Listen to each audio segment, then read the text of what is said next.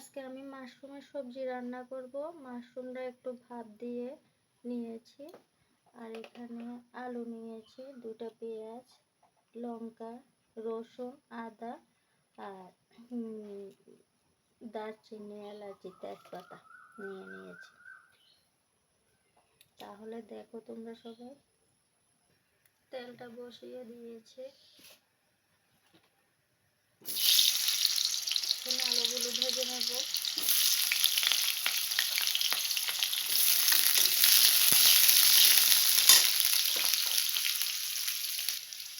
আলুগুলোর মধ্যে নুন দিয়ে দিই।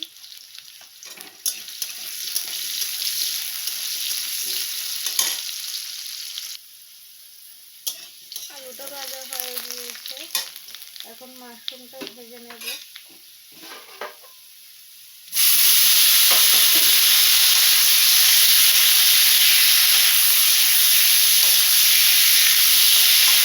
একটু হলুদ দিয়ে দেব।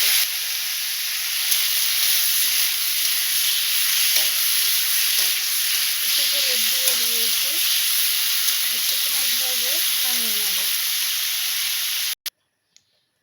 ভাজি করে নামিয়ে নিয়েছি মাশরুমটা আর আলুটা। এখন পেঁয়াজ দিয়ে দেব, তেজপাতা, পেঁয়াজ। পেঁয়াজটা একটু ভেজে নিয়ে মশলাটা দিয়ে দেব। মশলাটার মধ্যে লঙ্কা, কাঁচা লঙ্কা, আদা, এরপরে এলাচি, হলুদ গুঁড়ো, ধনিয়া গুঁড়ো, আর হলো জিরে গুঁড়ো দিয়েছি।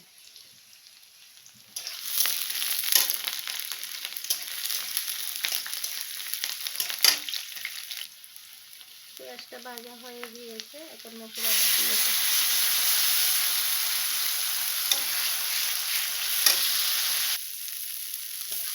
মশলাটা কষানো হয়ে গিয়েছে, এখন আমি ভেজে রাখা আলু আর মাশরুমটা দিয়ে দেব।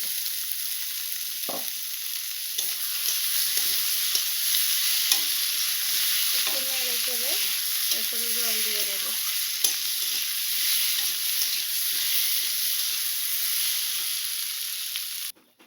জল দিয়ে দিয়েছে, এখন ঢেকে রেখে দেব।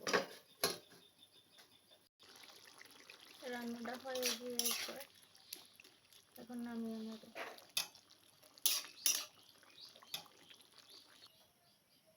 দেখো কেমন হয়েছে মাশরুম আর আলুর সবজি।